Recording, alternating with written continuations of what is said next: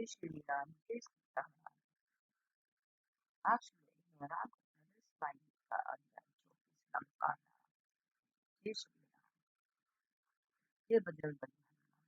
हनुमान जानते थे कि लंका में अधिक समय व्यतीत करना अनुचित था। राम और शीघ्र सीता के विषय में सूचना देना आवश्यक था। अतः उन्होंने सीता से प्रस्थान हेतु आज्ञा मांगी। सीता ने कहा, जाओ शीघ्र सुरक्षित रूप से जाओ। राम से कहो कि वे शीघ्र यहाँ आकर मुझे अपने साथ ले जाए।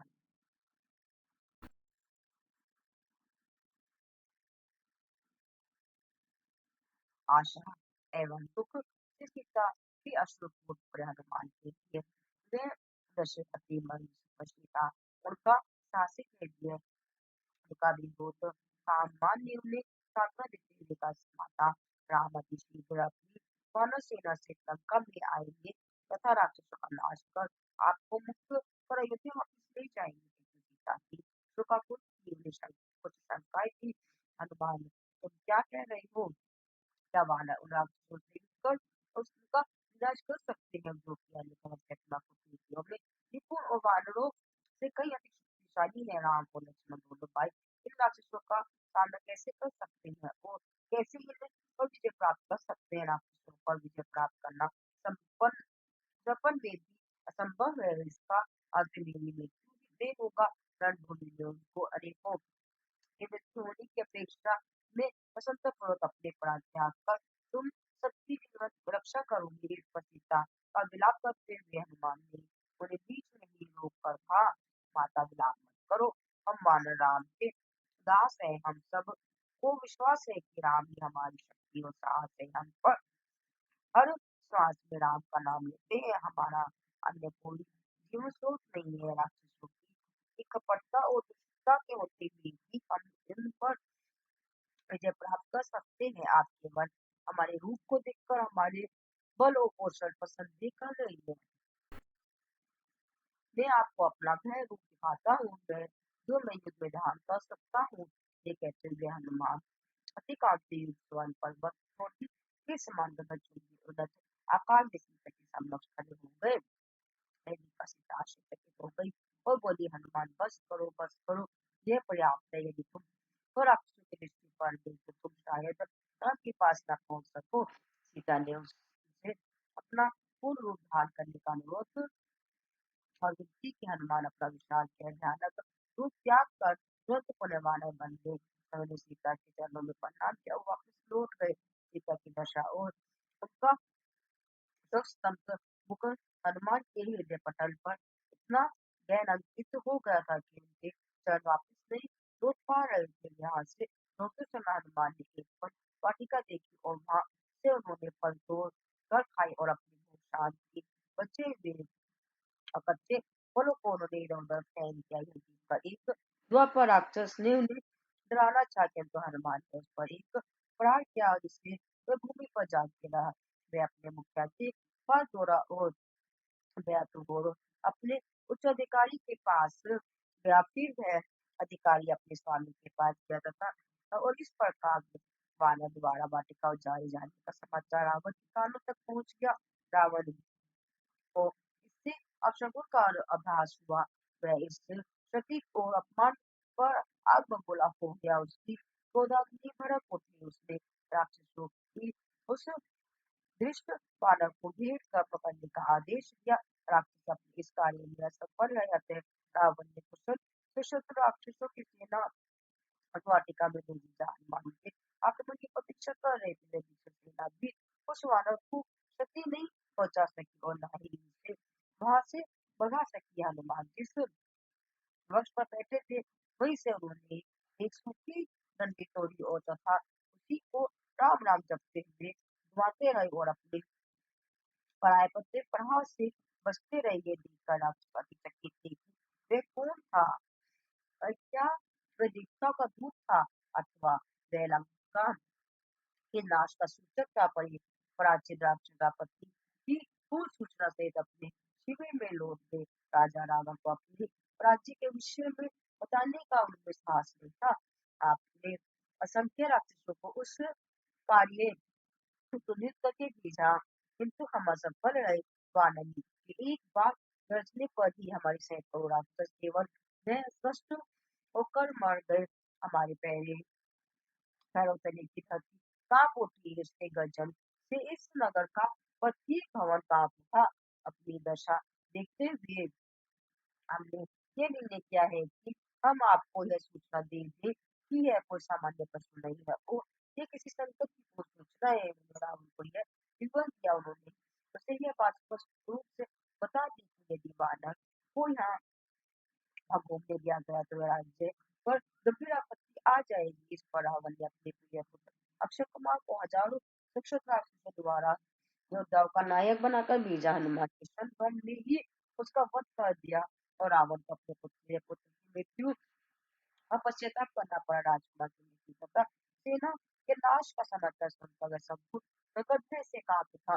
लोग आतंकित हो आपस में गुस्सा कर कह रहे थे कि वे कोई साधारण वानर नहीं है। वे अवश्य ही दिव्य स्वरूप है। सीता को लंका में लाकर रावण ने जो पाप किया है यह उसका ही भयानक फल है। अनेकों ने मन ही मन सीता की से प्रार्थना की कि वह लंका को वानर से बचाए, क्योंकि उन्हें वह था कि शायद सीता के क्रोध में ही उस अद्भुत और पशु का रूप धारण किया था।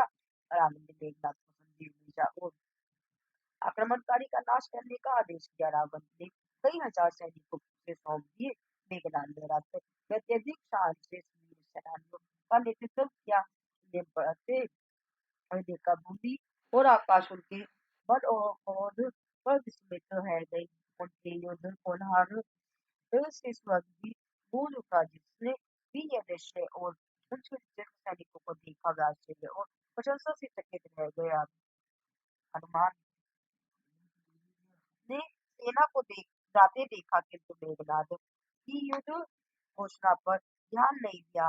वह युद्ध वृक्ष की शाखा पर बैठे राक्षसों की चालबाजी देखते रहे जब तक कि वे उनके समीप नहीं आ गए।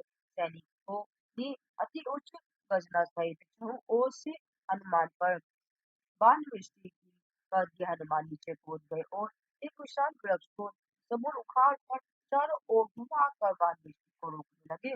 बाण इतनी शीघ्रता से लौटने लगे कि जब वे वापिस राक्षसों के लगे तो परिणाम स्वरूप अधिकांश सैनिक वहीं मर गए और अल्प सैनिक की युद्ध करने को शीर्ष रह गए। मेघनाथ की प्राण में गिर पड़ा। वह रक्त से लथपथ हो गया था। उसने ब्रह्मास्त्र का प्रयोग करने का निश्चय किया। उसे ज्ञात था कि ब्रह्मा ने रावण को बताया था कि उसकी मृत्यु मानव और वानरों के हाथों से होगी। अतः उसने उस आपत्ति से बचने का परिचय किया। ब्रह्मास्त्र यथोचित वैदिक नियमों सहित छोड़ा गया। हनुमान को मंत्रों द्वारा अशोधित और ब्रह्मा के प्रति समर्पित अस्त्र में गहर श्रद्धा थी। अतः उसने उसे रोका नहीं, पर उसके समक्ष साष्टांग प्रणाम किया। तब मेघनाद श्रद्धापूर्वक उन्हें सब रज्जु से बांध लिया और मुदित राक्षसों ने शीघ्र ही यह शुभ समाचार रावण को दिया।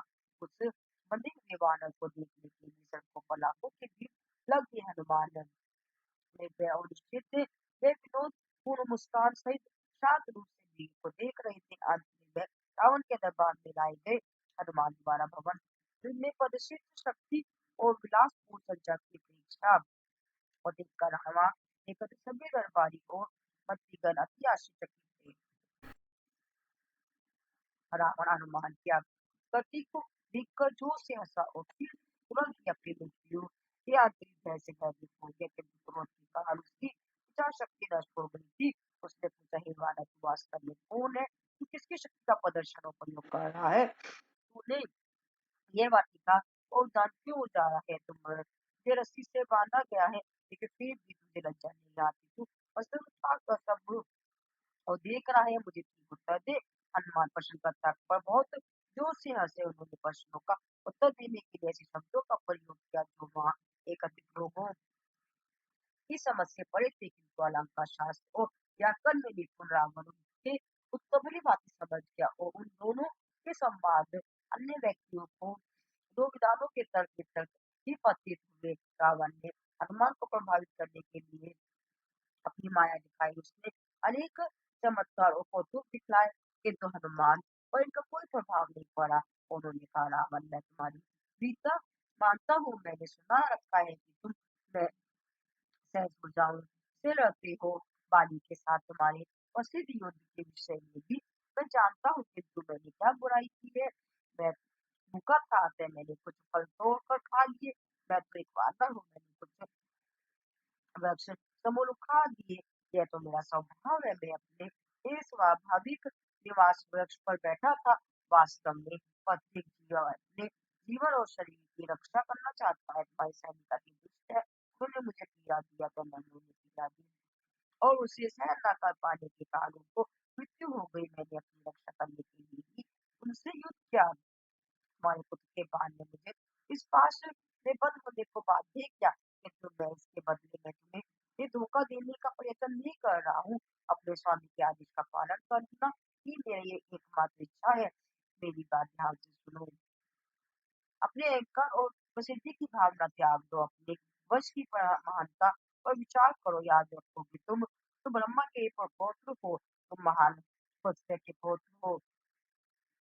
तुम विश्वास विश्व वस्तु के पुत्र हो। अपनी शक्ति प्रदर्शन का भ्रम छोड़ दो। अपने भक्त के हृदय की से भय का नाश करने वाले इक्ष्वाकु कुल के रघुवंशीय रतन शिरोमणि राम की अर्चना करो। राम को शरण लो।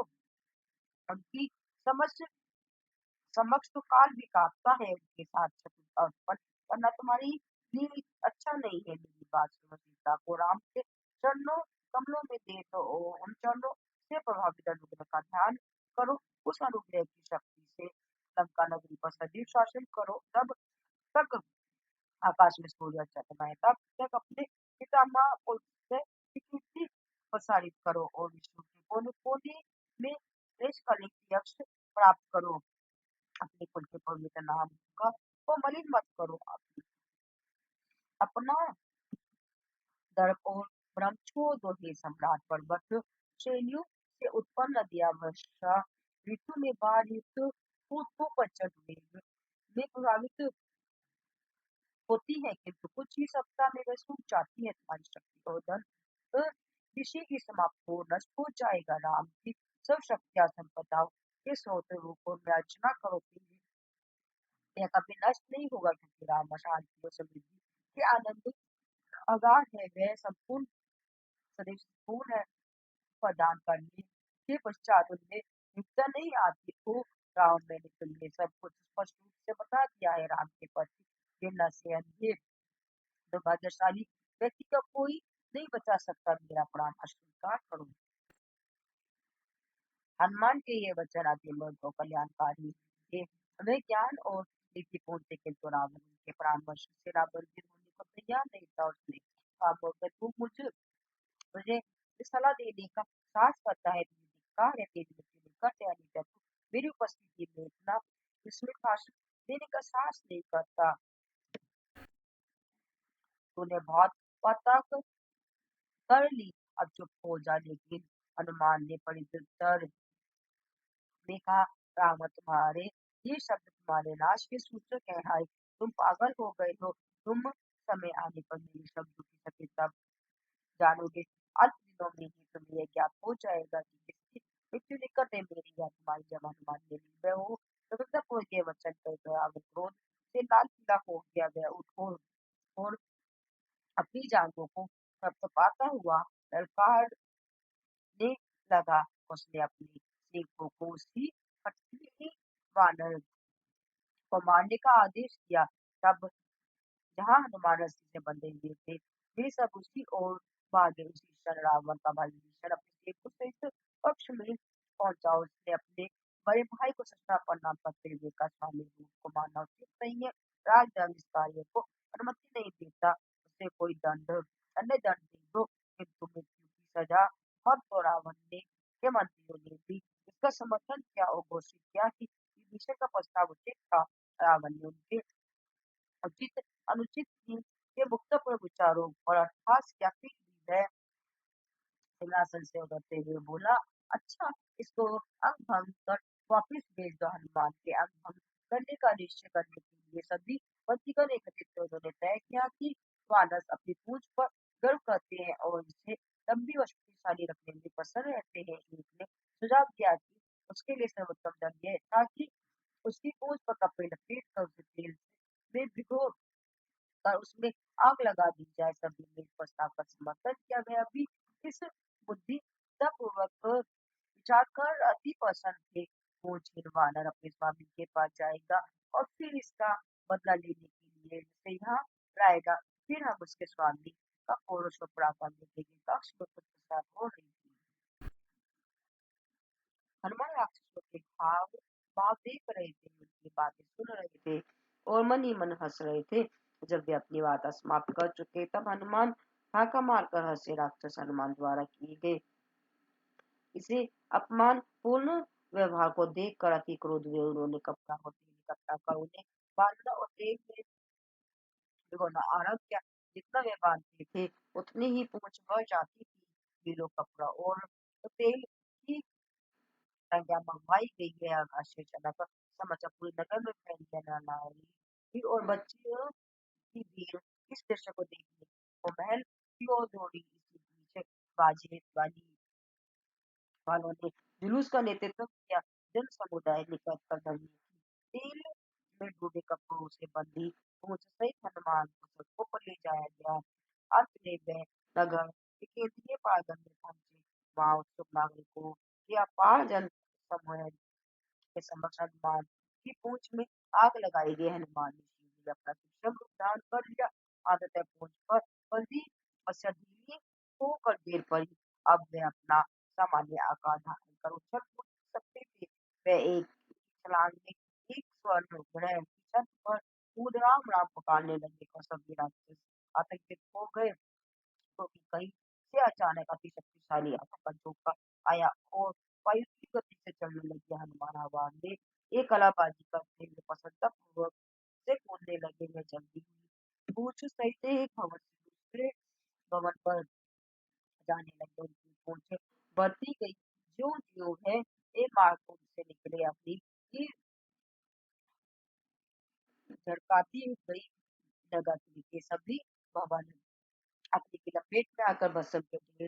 वे परिवर्तित हो गए। राक्षस अपनी जान बचाने को परिवारों सहित चलते हुए घरों से निकल कर तो यत्र तत्र भागने लगे।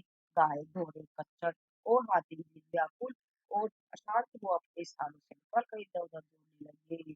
इससे और अधिक भगदड़ मच गई। संपूर्ण नगर हाहाकार चित्कार भजना और कोलाहल से पूर्ण था। हाय हमारी रक्षा करो, हाय हमें सुरक्षित स्थान पर ले जाओ।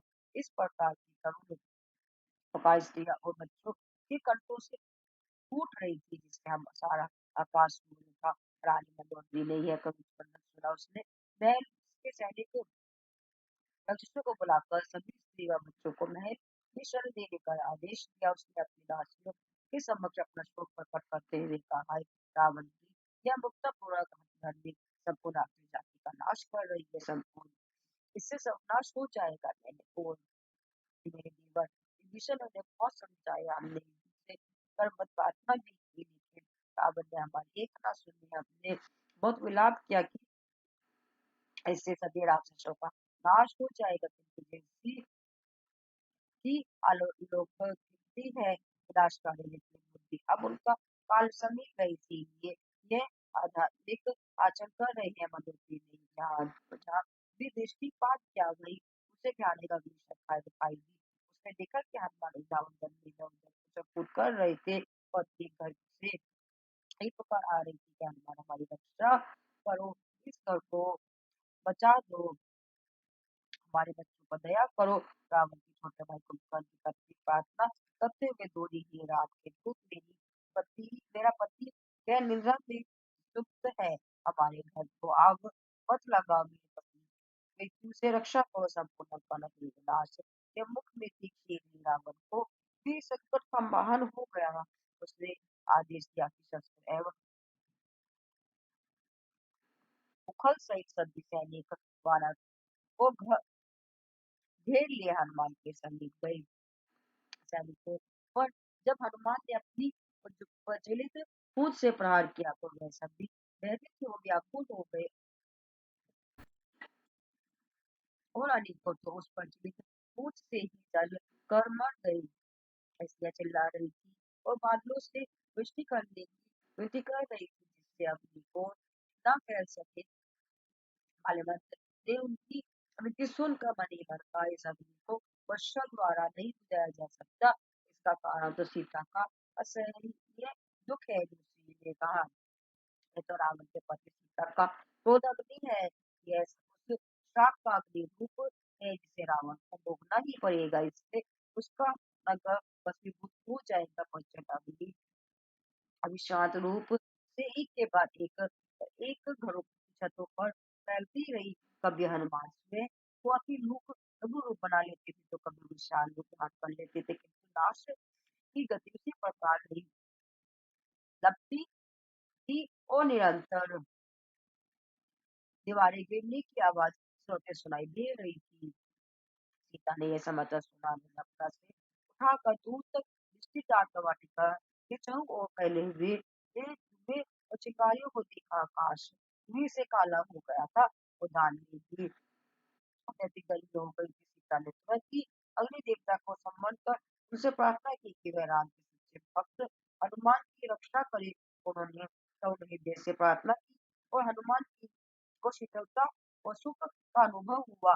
रावण ने बड़ों के परामर्श का तिरस्कार किया और उनके उचित मार्ग दिखाने पर उनसे अभिष्ट व्यवहार किया। इसीलिए रावण को ये शक्ति और अपमान मिला। पल भर में ही उसकी राजधानी अग्नि से धूल मिश्रित हो गई।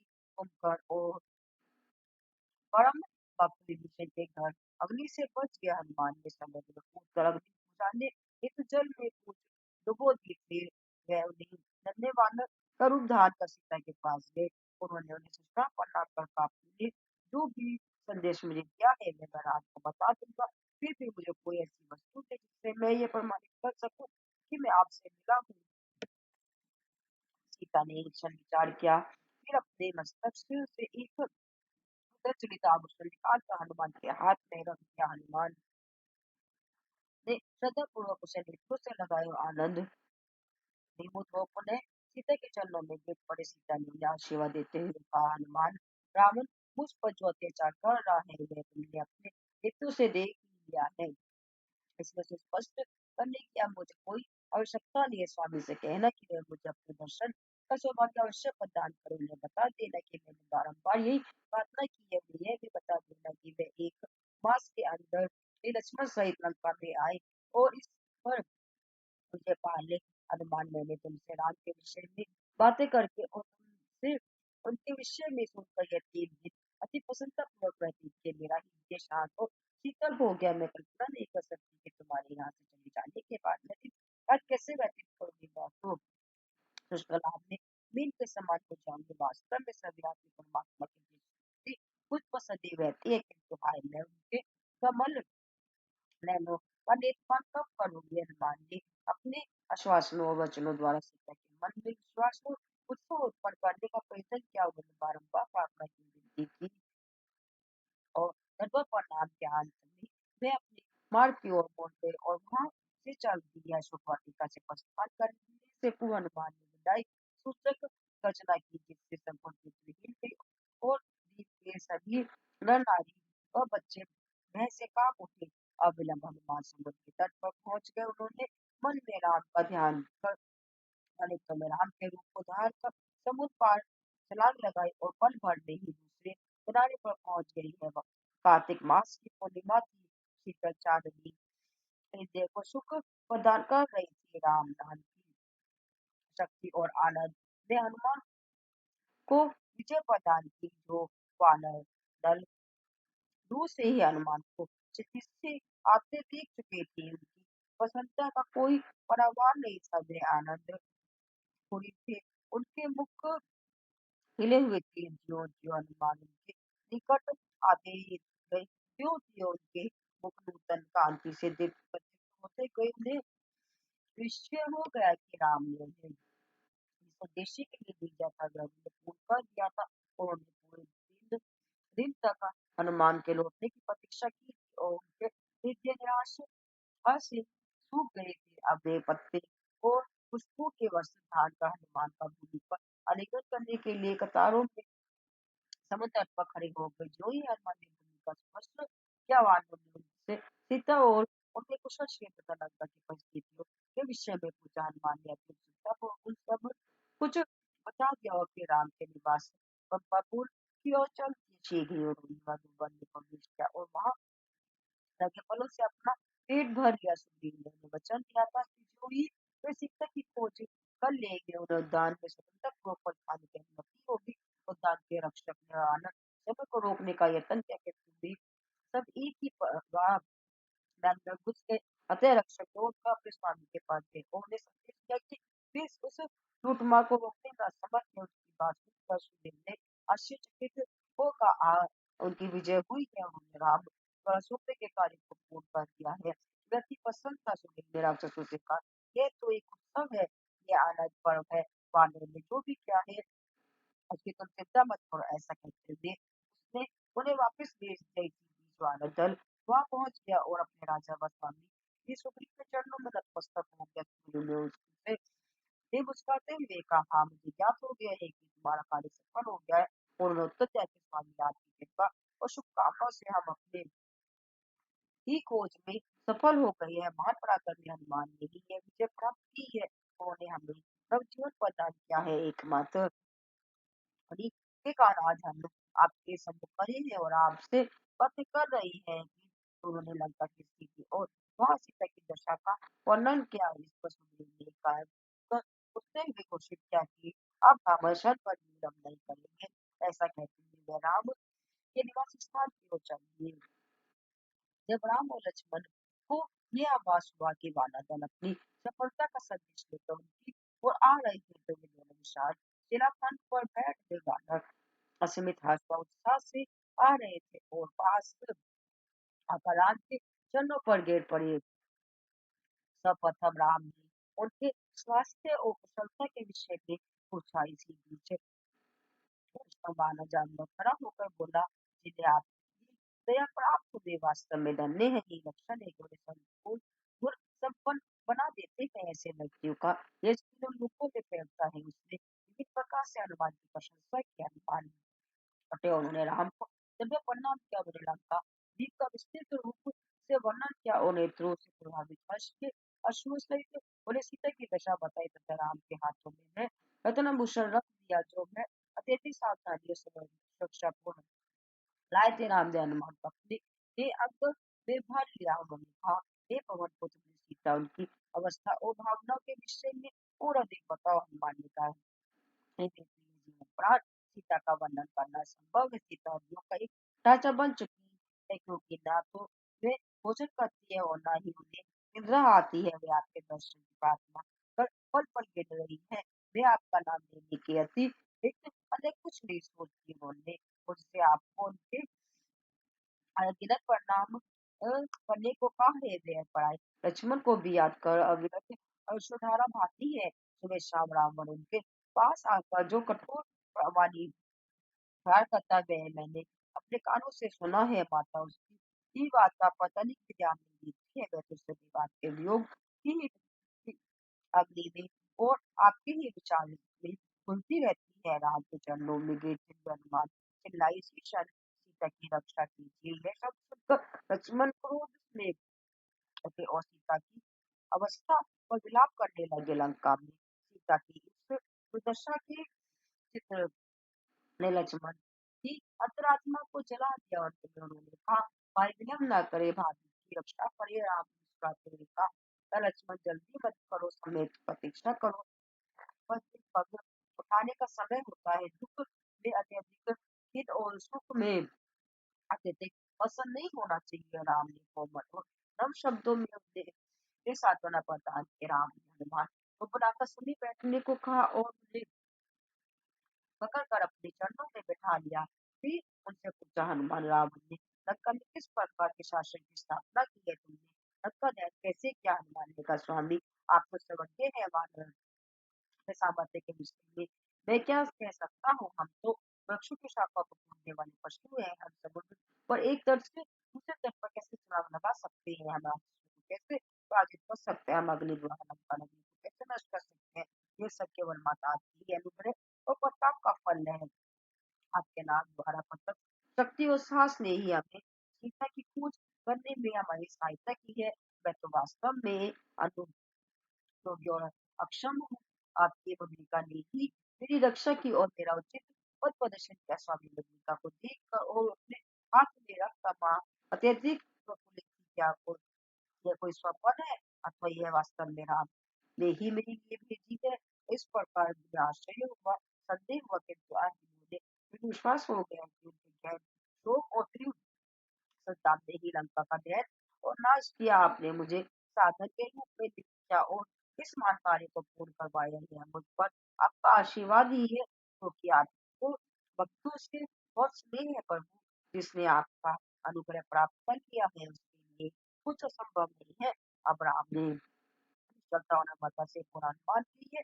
वचन सुने तो उन्हें बहुत पसंद आई। लक्ष्मण की ओर बोलते हुए कहा, भाई शीघ्र ही युद्ध की तैयारियां करो। धरती को कंपित कर देने वाला एक वहां एकत्रित सेनाओं और जामवंत एवं सुग्रीव द्वारा हर काल में ही की गई तैयारियों को देखकर स्वयं देवता भी चकित और प्रसन्न हुए।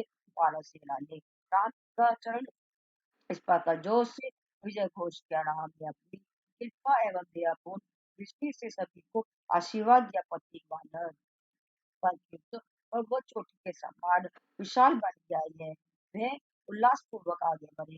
वही शिक्षकों ने उनका उस समय स्वागत किया। सीता को भी उसी क्षण अशोक वाटिका में शुभ शकुनों का आभास हुआ। रावण के समक्ष अशुभ घटनाओं का संकेत देने वाले एक अपशकुन हुए।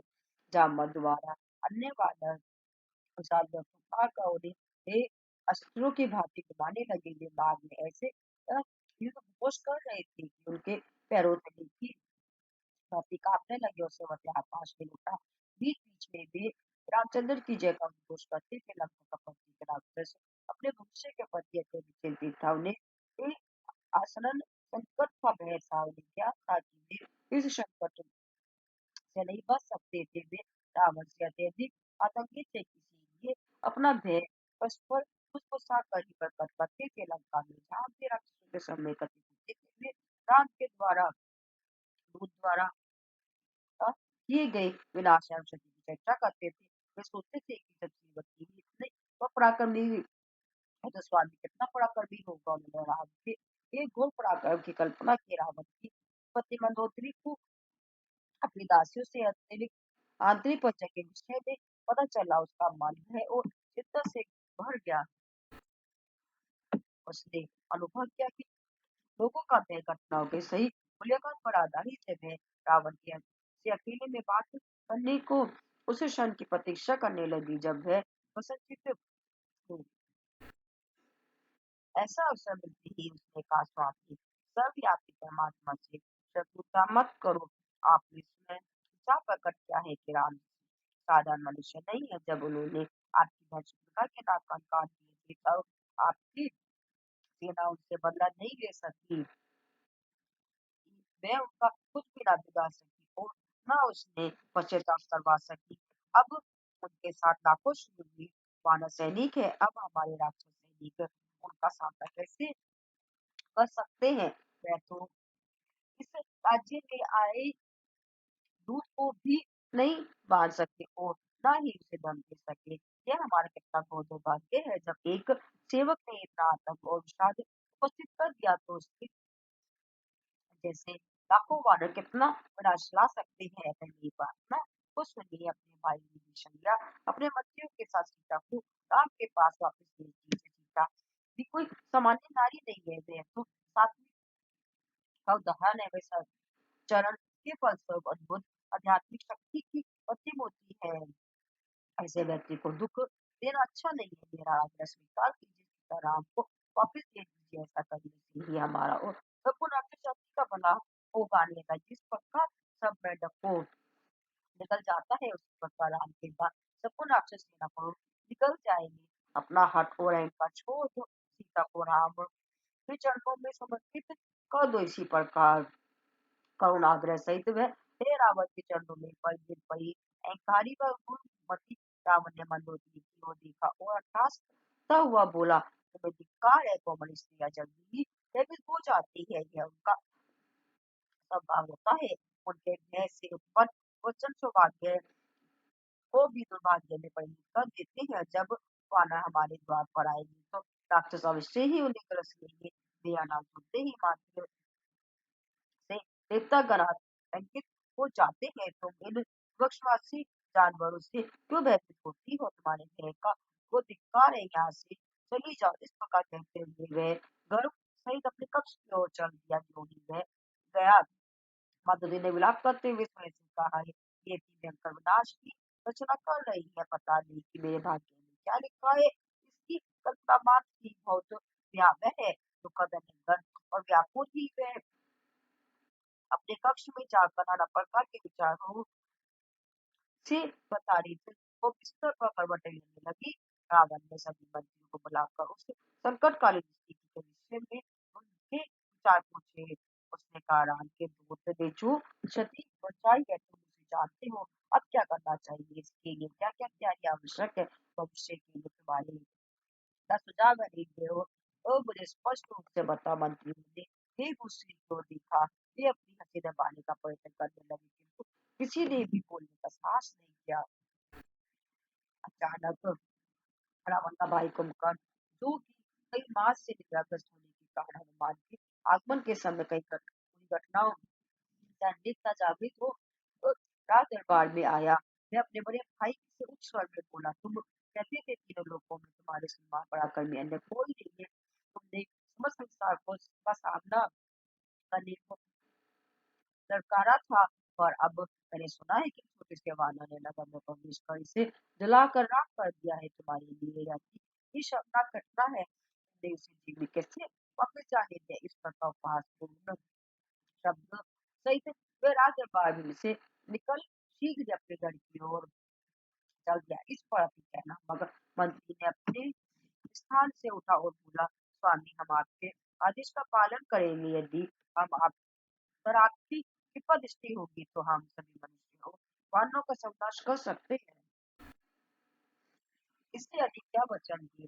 ये कहकर मैं संतुष्ट हो बैठ गया। किस इच्छानुसार रूप धारण करने वाली की शक्ति से संपन्न मेघनाथ खड़ा होकर बोला, हे नाथ, आपका शौर्य एवं प्रताप विश्वविख्यात है। देवता आपके वश में है, फिर आपके उपस्थिति में हम मनुष्यों के भाग्य के विषय में क्या कहें? क्योंकि इन देवताओं से अधिक शक्तिशाली अन्य कौन हो सकता है? उनके शब्द विद्या विमान से और क्रोधे को कान के नास्तिक और दर्पण पुत्र हुम और निकोम ने भी इसी प्रकार हिंसापूर्ण शब्द कहे। अकम्बन और अन्य योद्धाओं ने भी उनके स्वर में स्वर मिलाया। या दा सदा बलवान महोदय नर भी खड़े होकर अपनी जांघों को ऐसे ही तो पाया था मानो वह भी युद्ध करने को अपनी आतुरता प्रकट कर रही हूँ।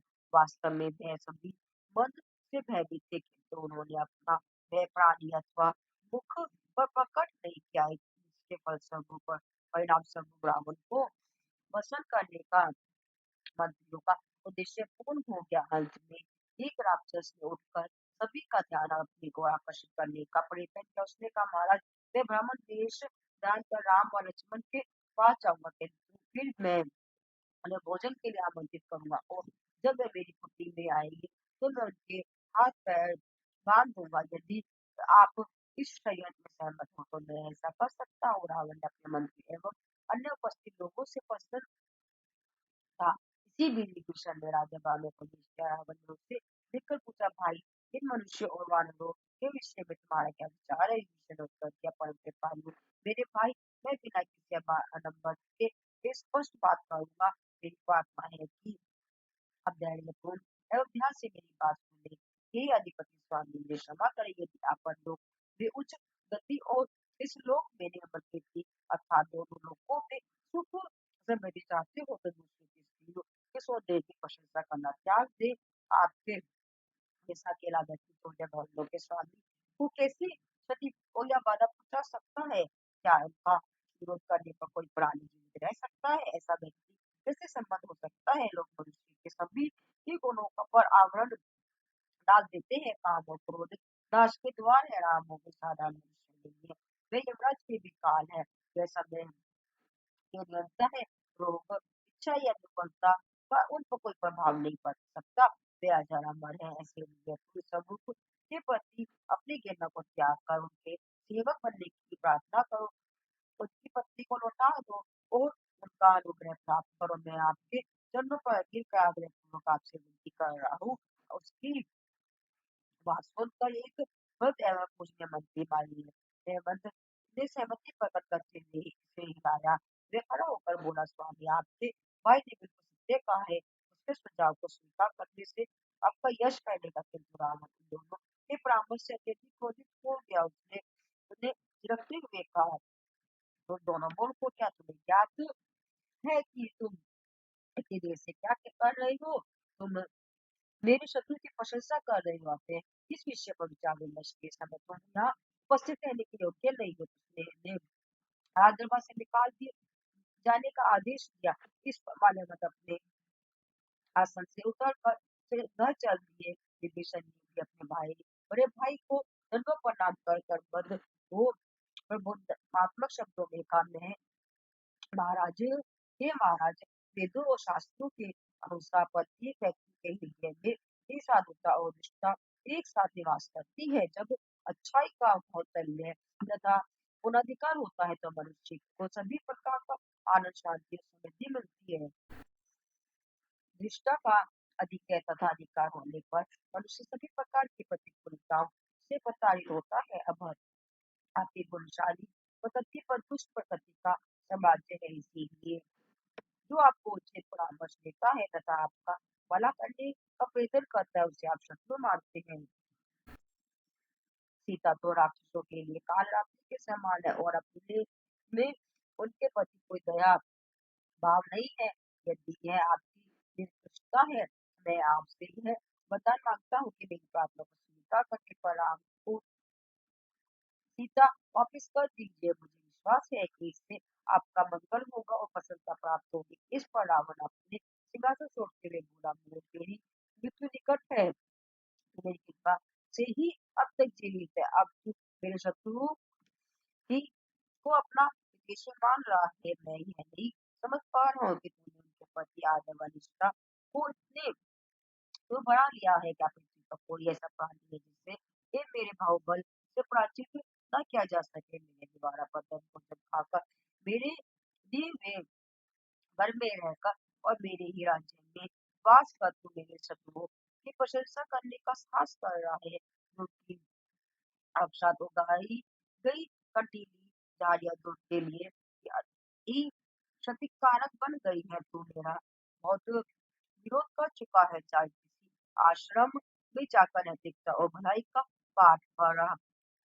ऐसा कहते हुए उसने अपने चरणों में बैठे विभीषण को धक्का दे दिया। यद्यपि रावण ने अति क्रोध सहित उसे धक्का दिया, तथापि विभीषण बहुत देर तक हाथ जोड़कर उसके चरणों में प्रार्थना करता रहा। हे राजन,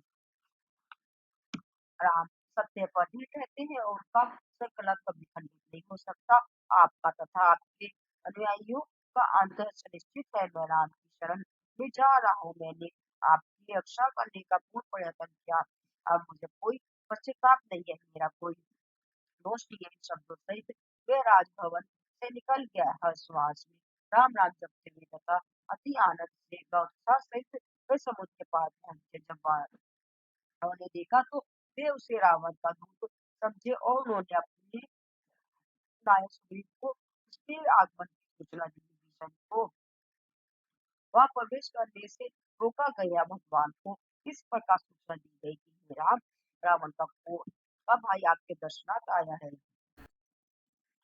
राम ने सुग्रीव से यह समाचार लाया था। इस विषय में उसका विचार पुत्र सुग्रीव ने उत्तर दिया कि राक्षसों का की योजनाएं और षड्यंत्र समझना कठिन है। वह निज इच्छा अनुसार ऐसे विभिन्न रूप मान कर लेते हैं जिनका अनुमान नहीं किया जा सकता। हमें नहीं मालूम कि यह हमारे पास क्यों आया है। मेरा अनुमान है कि यह मेरे और पालीपुत्र अंगद में फूट डालने आया है। मेरे विचार से इसे तुरंत बांध कर अपने अधिकार में ले लेना चाहिए। राम ने उत्तर दिया, मित्र, तुमने उचित कहा है। तुमने शत्रु युद्ध के विषय में वर्णित विषयों के अनुरूप ही अपने विचार प्रकट किया है। मेरी प्रतिज्ञा के विषय में सुनो, यह तुम्हारे परामर्श के विपरीत हो सकती है। मेरी प्रतिज्ञा है कि मेरी शरणागत की सदैव अच्छा करूंगा। यदि ऐसा व्यक्ति हमारा शत्रु है तो भी उसके साथ में ऐसा ही व्यवहार करूंगा। मेरे प्रति समर्पित किसी भी व्यक्ति को मैं नहीं त्याग दूंगा, चाहे उसने लाखों ब्राह्मणों का वध करने का अपराधी भी क्यों ना क्या हो। संभवतः रावण ने उसे हमारे गद्दे में मनसे का बीजारोपण करने भेजा हो। यदि यह सत्य है तो भी हम मुझसे भयभीत क्यों हूँ? यदि वह अपने भाई के भय से मेरे प्रति आत्मसमर्पण करने आया है, तो मैं अपने प्राणों के समान उसकी रक्षा व पोषण करूँगा। अतः उसे शीघ्र ही कर लिया। राम ने आदेश दिया और सुग्रीव ने उसके पालना तुरंत चल दिया। हनुमान विभीषण के पास दौड़ कर गए और क्षण भर में ही उसे राम के संघर्ष में आए। जब विभीषण की दृष्टि राम के कमल नेत्रों पर पड़ी तो वह हर्ष से गदगद हो गया और उसके आनंद अश्रु फूट पड़े। वह खड़ा न रह सका। वह भागता हुआ राम के चरणों पर गिर पड़ा और प्रार्थना करने लगा, मेरी रक्षा कीजिए, मुझे बचाइए, मैं आपका सेवक हूँ और हे देवताओं के रक्षक, मैंने हे राक्षस वंश में जन्म लिया है। मैं राक्षसों के राजा रावण का छोटा भाई हूँ। मेरा नाम विभीषण है। राक्षसों के रूप में मेरा जन्म हुआ। मेरा मेरे पापों का परिणाम है, चाहता हो अज्ञानता का शूर मुझ पर अधिपत्य है। जिस प्रकार उन रात्रि की इच्छा करता है उसी प्रकार मैंने केवल अंधकार अथवा अज्ञानता की अनुभूति की है। जो भी आपके प्रति समर्पण करता है, आप उसका संरक्षण करते हैं। मैं आपका प्रेम और अनुग्रह प्राप्त करने की अभिलाषा से ही यहाँ आया हूँ। आपके अतिरिक्त मैं किसी की शरण में नहीं में जा सकता हूँ। राम उसे अति तन्मयता और निष्ठापूर्वक विनती करते हुए देखकर अत्यधिक प्रफुल्लित हुए। उन्होंने अगाध प्रेम है उसने पूर्वक उसकी तीर्थ भाई राम ने अति मधुर वाणी में उसने कहा, "प्रिय विभीषण, चिंता मत करो, मेरे दर्शन मात्र से तुम्हारी दान प्रगति नष्ट हो गई है। तुम मुझे लक्ष्मण और सुग्रीव के समान ही प्रिय हो।" इन शब्दों ने विभीषण के हृदय में संपूर्ण बैग मिटा दिया। फिर राम ने कहा, हे लंकाधीराज, क्या तुम्हारे सभी अनुयायी और मित्र प्रसन्न है? तुमने लाखों राक्षसों के मध्य जीवन कैसे व्यतीत कर रहे थे? तुमने उस वातावरण देशों के प्रति अपनी श्रद्धा भक्ति को कैसे बनाए रखा? उन्होंने विभीषण से उनके हिरक लाभ एवं अधिक धार्मिक आचरण से संबंधित विभिन्न बातें पूछी। अंत में विभीषण ने कहा, "यह भूमध्य राजा, जब तक आप धनुष बाण धारण कर हृदय में प्रवेश नहीं करेंगे, तब तक ये दिल्ली, कानपुर तथा अन्य कुछ क्या प्रवृत्ति जब जमी रहेगी। आपके स्वभाव और सौंदर्य का ज्ञान होने पर वह चित्र से लुप्त हो जाती है। असत्य और घृणा उस निम्नयुक्त हृदय में वास करती है, जिसमें ज्ञान रूपी प्रकाश नहीं होता है। प्रभु, आपके चरण कमलों का दर्शन और अपने हस्त एवं मस्तक से उनका स्पर्श करने की मेरी मान मत अभिलाषा की पूर्ति हो गई है। मेरा भय व दुख समाप्त हो गया है। मैंने एक दिन भी कोई इस अधर्म नहीं किया, फिर भी आपने मेरा आलिंगन किया और मेरा कैसा महान सौभाग्य है। विभीषण, मेरे तुम से अश्रुधारा अप्रभावित थी भी आनंद के पिता के अशोक राम ने उसे बीच में टोकते हुए कहा, हे दूषण, तुमने सभी अपेक्षित सद्गुण यानी था, तुमने मेरे दर्शन स्पर्श तथा संभाषण का यह सुअवसर नहीं मिलता। यह सुनकर विभीषण के हर्ष का परावर नारायण बारंबार राम के चरण कमल में नतमस्तक हुआ। राम ने उससे कहा, जाओ समुद्र के पवित्र जल में स्नान कर शीघ्र ही वापिस आओ। तदनुसार विभीषण समुद्र के तट की ओर चल दिए। राम ने हनुमान से एक पात्र में समुद्र का पवित्र जल लाने को कहा। सना निधि के पश्चात जब विभीषण ने राम के चरणों में दंडवत प्रणाम किया तो राम ने हनुमान द्वारा लाए गए जल भी से थोड़ा जल निकाल कर सिर पर छिड़का और कहा, मैं इस संसार के तुम्हारा तुम्हें लंका का राजा बना रहा हूँ। विभीषण ने उठते हुए कहा, हे स्वामी, मुझे राज्य का क्या आवश्यकता है? यदि मुझे चरण कमलों के पास कोई स्थान मिल जाए तो मैं संतुष्ट रहूंगा। तो राम ने कहा, नहीं, तुम इस उत्तरदायित्व से विमुख नहीं हो सकते। विभीषण ने उत्तर दिया, मैं आपके आदेश के समक्ष नतमस्तक हूँ। उसने प्रार्थना सहित पूर्वक हाथ जोड़ लिए, क्षमा करें, सभी वानरान के जंगलों में समर्पित व्यक्ति पर उनकी दयावान कृपा को देखकर अवाक रह गई। उनके हृदय आनंद में अवगहित थे। राम ने वानर सेना के सेनापतियों को संबोधित करते हुए कहा, नायकों विभीषण को अपने साथ ले जाओ, उसे अपने से अलग मत समझो, अपितु अपना साथी मानो, कि वह मेरा अपना ही है। इसी प्रकार की सदैव निर्वचन सुनकर विभीषण गदगद हो गए। शीघ्र ही वे सब समुद्र के तट की ओर चल दिए। बोलो जय श्री राम। ये तरह का रसवाई गीता है। अध्याय 24 लंका नाम। बोलो जय श्री राम। जय